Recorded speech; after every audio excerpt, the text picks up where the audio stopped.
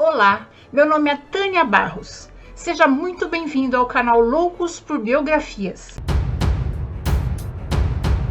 Hoje vamos conhecer a biografia de Ana Bolena. Ela entrou para a história como pivô de um dos divórcios mais polêmicos do século XVI, que escandalizou a Igreja. Ana Bolena foi amante e a segunda esposa do rei Henrique VIII da Inglaterra e a mãe da rainha Elizabeth I. Ana nasceu no Palácio de Bicklin, Norfolk, na Inglaterra, por volta de 1501. Era filha de Sir Thomas Bolena, diplomata do rei Henrique VIII, e de Elizabeth Howard, filha do conde de Norfolk. Tinha 2 irmãos, Mary e George. Ana foi educada nos Países Baixos, na corte da arquiduquesa Margaret. De lá, em 1514, seguiu para a corte francesa para ser dama de companhia da rainha Cláudia de Valois, esposa do rei Francisco I.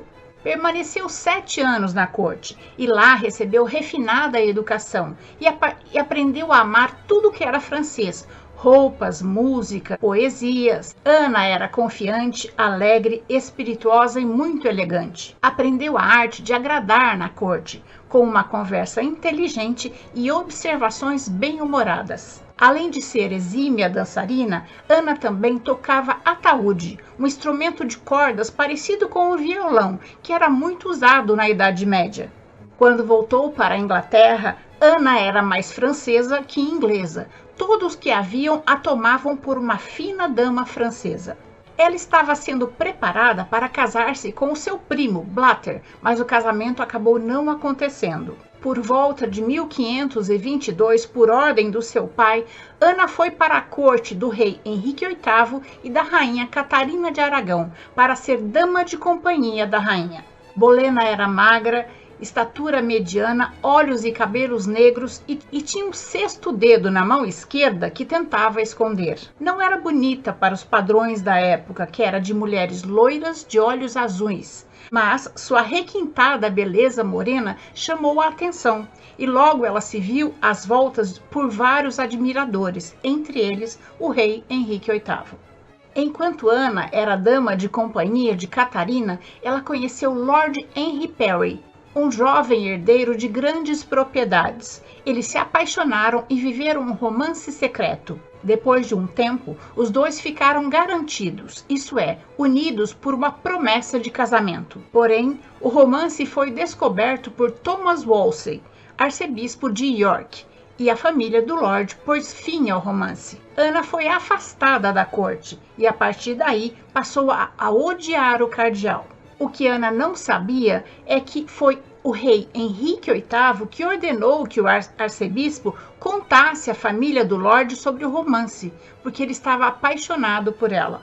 O amor do rei por Ana começou no carnaval de 1526, quando ele estava com 35 anos e ocupava o trono há 17 anos. Nessa época, o rei já era considerado de meia-idade para os padrões da época e vivia com sérios problemas de sucessão, porque os 5 filhos que ele teve com Catarina de Aragão, apenas Maria Tudor, que nasceu em 1516, sobreviveu.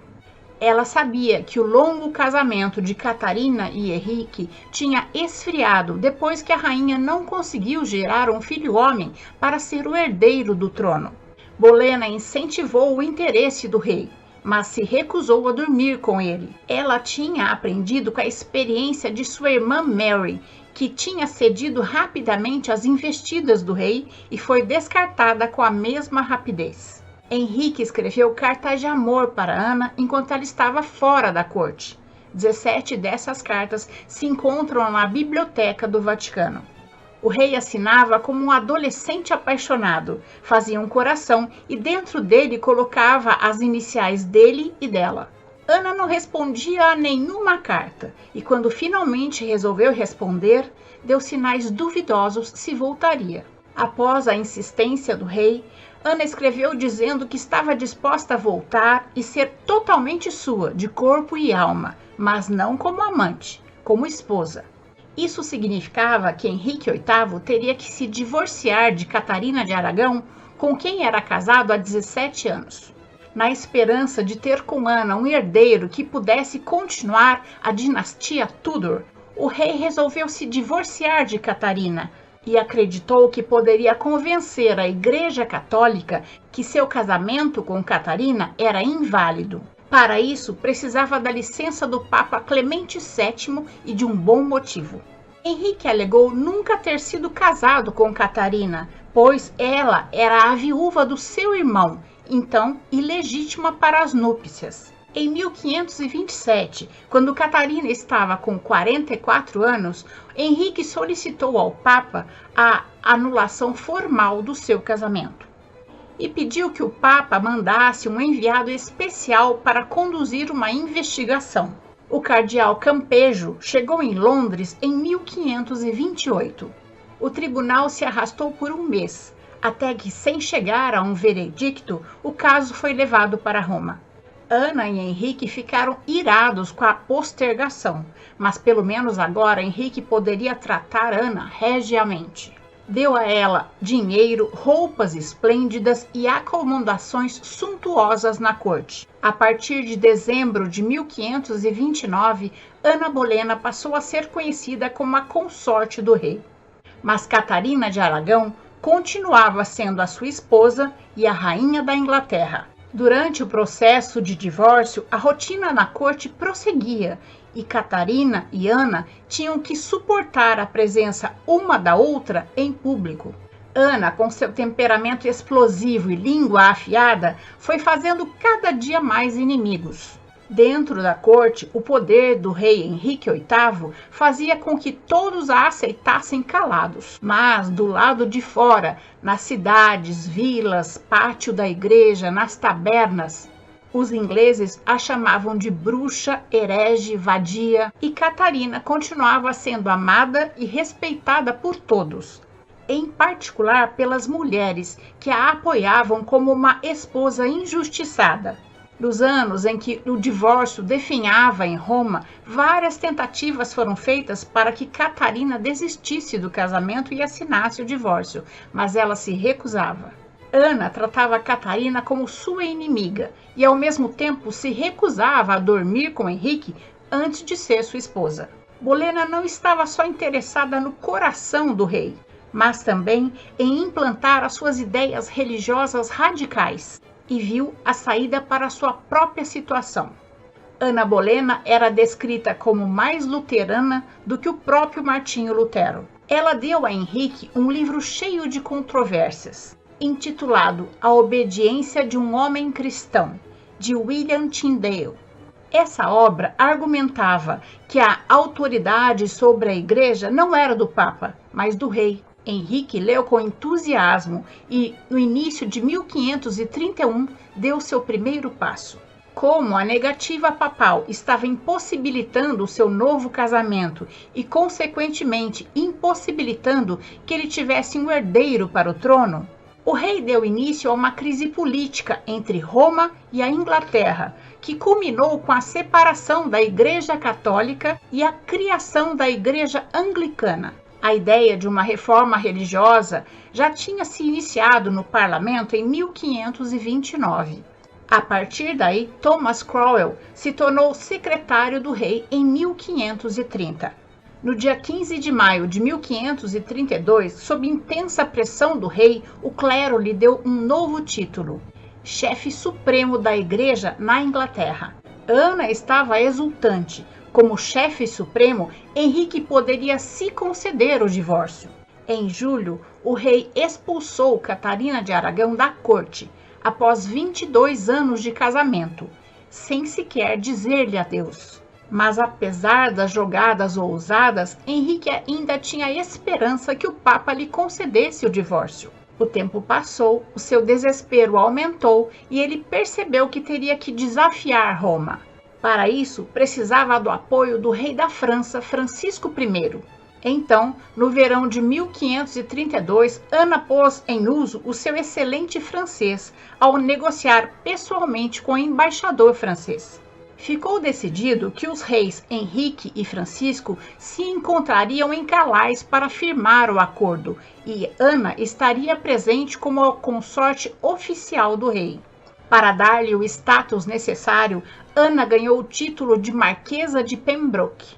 E Henrique decidiu também que Ana deveria ter as joias da rainha e mandou uma ordem para que Catarina as entregasse. Ana voltou à França em grande estilo. Quando tinha deixado a corte francesa anos atrás, tinha sido para ser dama de companhia de Catarina, rainha que agora tinha usurpado.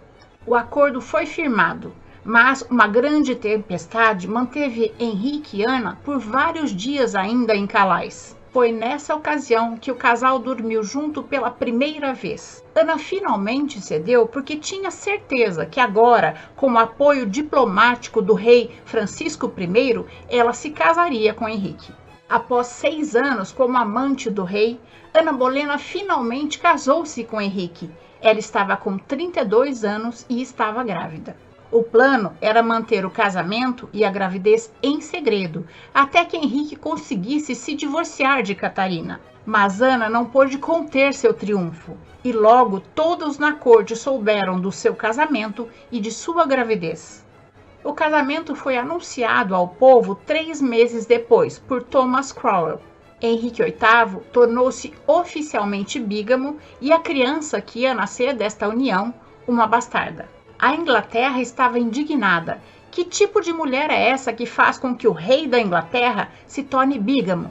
Catarina foi informada da gravidez de Ana e que não poderia mais ser chamada de rainha. Seria apenas conhecida com o título inferior de princesa viúva do irmão de Henrique e sua filha Maria Tudor seria considerada bastarda.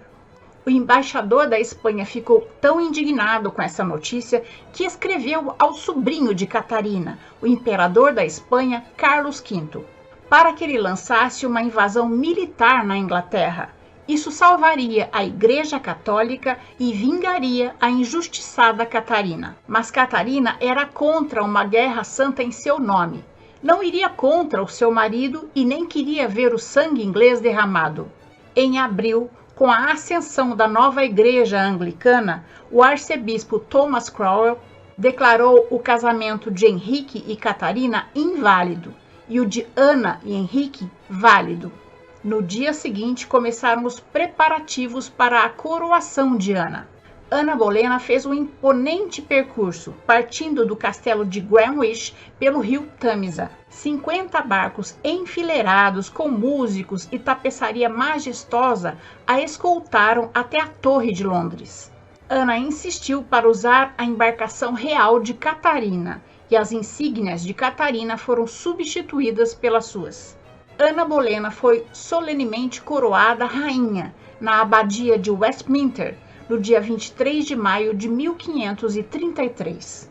Sua coroação e o nascimento do príncipe a faziam sentir-se totalmente segura. Havia um consenso que durante a gravidez da mulher, o rei poderia ser perdoado por um breve namoro. Mas Ana tinha um gênio explosivo e ciumento e não estava disposta a perdoar as escapadinhas do rei.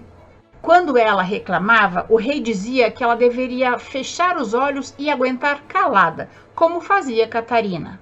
Em julho, o Papa declarou os julgamentos de Cromwell sobre o casamento de Catarina, Henrique e Ana nulos e solicitou que Henrique retirasse Ana da corte, dizendo que o filho que nasceria desta união seria considerado bastardo. Henrique o ignorou. Por conta disso, o Papa Clemente VII excomungou o rei da igreja.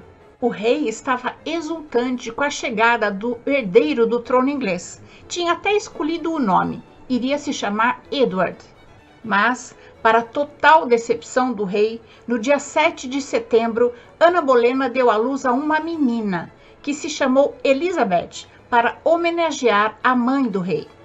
Como o Papa tinha declarado nulo os julgamentos de Cromwell, uma nova lei foi imposta, tornando o casamento de Catarina e Henrique inválido e o de Ana e Henrique legítimo. Também ficou decretado que os filhos de Ana e Henrique seriam os legítimos herdeiros do trono. Ana amava sua filha, mas o protocolo não permitia uma relação comum entre mãe e filha. Elizabeth era amamentada por uma ama de leite. e era normal que a princesa tivesse a sua própria criadagem para cuidar dela. Ela enchia sua filha de roupas lindas, mas tratava bem diferente sua enteada Maria Tudor. A maneira como Ana tratava Catarina já era horrível, mas a maneira como ela tratava sua enteada, a princesa Maria Tudor, que estava na adolescência, era ainda pior. Ana tentou separar Maria do seu pai, dos seus parentes e inclusive de sua mãe. Retirou seu título de princesa e, para humilhá-la, nomeou a dama de companhia de sua filha Elizabeth. Quando Catarina soube os escárnios que Ana fazia sua filha passar, escreveu para Maria dizendo: obedeça ao seu pai em tudo. Guarde em seu coração apenas aquilo que não irá ofender a Deus e a fazer perder sua alma. Fale poucas palavras e não se intrometa em nada, porque não chegamos ao reino do céu sem provações. Quando se tornou rainha, Ana fez uma grande reforma no castelo, colocando a sua inicial e a de Henrique em todos os lugares. 3 meses depois que Elizabeth nasceu, Ana ficou grávida novamente, e Henrique se convenceu que agora ela estava grávida do tão esperado herdeiro do trono. O rei encomendou um novo berço, ornamentado em ouro e prata, mas o berço nunca foi usado. Ana teve um aborto, e com o aborto uma nuvem sombria pairou sobre seu casamento. Nessa época, uma de suas damas de companhia era Jane Seymour. O rei se encantou pela jovem. Ana percebeu e mandou tirá-la da corte. Henrique ficou furioso e fez com que ela voltasse. Insegura e enciumada, Ana usava palavras duras contra o rei. E ele, que tinha ficado fascinado por seu temperamento duro de domar quando Ana era sua amante, esperava que agora que ela era sua esposa, se tornasse submissa e achava intolerável o seu comportamento como rainha. Mas Ana se recusava a fazer essa transição. Henrique lhe disse que ela deveria aguentar calada, porque senão ele levaria menos tempo para destruí-la do que levou para exaltá-la. Mas Ana também tinha suas queixas. Ela comentou com uma de suas damas de companhia que o rei, aquele monumento de masculinidade, o rei tinha 1,90 m, não era bom de cama. Em maio de 1534, chegou uma poderosa delegação com a missão de fazer Catarina jurar o ato de sucessão, para reconhecer oficialmente que ela não era mais a rainha, nem sua filha, Maria Tudor, a princesa. Catarina respondeu lendo em voz alta a sentença do Papa, que dizia que seu casamento com Henrique era válido. Os ingleses mal fingiam ouvi-la com respeito. Em Roma, e talvez no céu, o seu casamento ainda fosse válido, mas na Inglaterra ele estava acabado. O cardeal Fisher e Sir Thomas More se recusaram a prestar juramento ao ato de sucessão e foram decapitados. Outros tiveram o mesmo destino. Ana era responsabilizada por esse derramamento de sangue. Ela usava sua posição para promover as suas crenças religiosas. O Novo Testamento foi traduzido para o inglês por William Tyndale. Conservadores do clero foram totalmente contra, porque isso permitia que os leigos formassem a sua própria opinião religiosa, ao invés de seguirem cegamente os ensinamentos da igreja. No inverno, a corte começou a se dar conta que o rei estava com uma nova paixão, Jane Seymour, a dama de companhia de Ana. Ana, que tinha ascendido de dama de companhia de Catarina ao trono inglês, agora tinha seu casamento ameaçado por uma de suas damas. Mas não estava claro como a situação iria se resolver, porque Ana estava grávida novamente. Veio o ano de 1536. A Inglaterra já estava sofrendo com distúrbios políticos e religiosos há 5 anos. Muitas vidas tinham sido alteradas e destruídas. A paixão e o orgulho do rei destruiu sua primeira família e exaltou a segunda.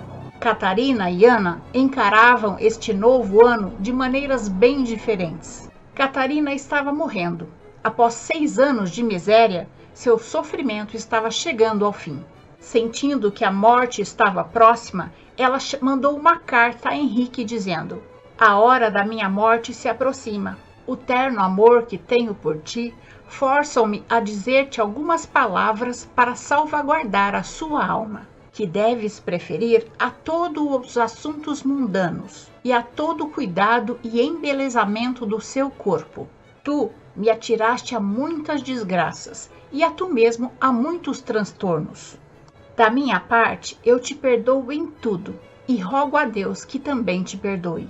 No mais, entrego-te a nossa filha Maria, implorando-te que seja um bom pai para ela." No dia 7 de janeiro de 1536, Catarina de Aragão faleceu. Ana ficou exultante. Finalmente, sua rival tinha desaparecido e ela estava grávida de um herdeiro. Mas 3 semanas depois, Ana entrou em trabalho de parto prematuro e deu à luz a um menino natimorto. Era a 3ª gravidez que não chegava ao fim. Isso foi sua desgraça. Henrique ficou furioso e disse que não teria mais filhos com ela. O ministro do rei, Thomas Cromwell, entendeu o dilema. Eles teriam que se livrar de Ana para que o rei pudesse casar-se novamente e ter um herdeiro para o trono inglês. Um novo divórcio seria impossível. Uma outra solução seria necessária. Primeiro, Cromwell desocupou os seus aposentos no palácio de Greenwich e Jane Seymour passou a ocupá-lo. Era o sinal que o rei via nela a possibilidade de ter o seu herdeiro. Depois, Cromwell atacou Ana no seu ponto mais forte, virou o seu poder de sedução contra ela e logo achou o que queria. O músico preferido de Ana na corte fez gestos de amor para ela. Isso poderia ser transformado numa acusação de adultério, e o adultério de uma rainha era crime. 3 anos depois do seu casamento com Henrique VIII, que começou com tantas juras de amor, começou a correr um boato de que a rainha estava traindo o rei com 5 homens, entre eles o seu próprio irmão George. No dia 24 de abril, Henrique autorizou uma investigação. A partir daí, tudo aconteceu rapidamente. O rei ainda acusava Ana de bruxaria. Ele dizia ter sido enfeitiçado por ela. E o pior, que ela estava tramando contra a sua vida. O músico da corte, Mark Smeaton, sob tortura, confessou ter dormido com a rainha 3 vezes. No dia seguinte, os outros 3 acusados também foram presos. Francis Weston, William Brereton e George, irmão de Ana. Todos cavaleiros do círculo pessoal do rei. Os 4 homens foram julgados sem nem serem interrogados. Todos foram acusados de alta traição. 3 dias depois foi o julgamento de Ana e do seu irmão George. Cerca de 2.000 pessoas se acotovelavam nas arquibancadas para assistir o julgamento. O próprio tio de Ana, Thomas Howard, 3º Duque de Norfolk, presidiu o tribunal. No júri também estava seu antigo pretendente, o Lord Henry Percy. Ana foi julgada primeiro e se disse inocente de todas as acusações. O julgamento de George foi logo em seguida. Os 2 foram considerados culpados e condenados à morte. No mesmo dia em que foi considerada culpada das acusações, o casamento de Ana e Henrique foi declarado inválido e sua filha Elizabeth bastarda. Ela não morreu como rainha. Depois do julgamento, Ana foi levada para a Torre de Londres, no mesmo percurso que 3 anos antes tinha feito para sua coroação. Em 17 de maio, o músico foi enforcado e os outros 4 homens decapitados. No dia 19 de maio de 1536, dia da sua execução, Ana acordou cedo, se confessou e às 8 horas foi levada para o cadafalso da Torre de Londres. Em suas breves palavras, antes de ser executada ao povo inglês, disse ser inocente. E depois elogiou o rei, provavelmente tentando evitar perseguições à sua filha Elizabeth. Suas últimas palavras foram: "A Jesus Cristo encomendo a minha alma." Ana foi vendada por uma de suas damas e sua cabeça decepada por um só golpe de espada. Ela tinha 35 anos. Uma de suas damas pegou sua cabeça e as outras cuidaram do corpo, que foi enterrado sem funeral. Depois que Ana foi executada, todas as imagens que a representavam como rainha foram destruídas, menos uma. A medalha cunhada em 1534 com sua esfinge. 10 dias depois da morte de Ana, Henrique já estava casado com Jane Seymour. Ela conseguiu gerar um herdeiro para o trono, porém, por complicações no parto, Jane faleceu 12 dias após o nascimento do príncipe Eduardo VI. O príncipe Eduardo VI faleceu de uma doença terminal em 1553, aos 16 anos. A filha de Ana, Elizabeth I, após a morte do meio-irmão, tornou-se rainha da Inglaterra. Elizabeth permaneceu no poder por 44 anos e foi uma das mais populares monarcas da história britânica. E essa é a nossa história de hoje. Antes de terminar, eu quero muito agradecer aos apoiadores do canal no Catarse. E se você também puder e quiser ser um apoiador do canal no Catarse, o link do nosso projeto está logo abaixo na descrição da biografia. As contribuições, por menores que sejam, me ajudam muito na manutenção do canal. Espero ter contribuído para que seu dia seja bom. Se você gostou, deixe seu joinha, compartilhe esse conhecimento com os seus amigos, conheça as outras histórias do canal. O canal Loucos por Biografias traz novas histórias toda semana. Clique no sininho para ser avisado das próximas histórias. Até mais!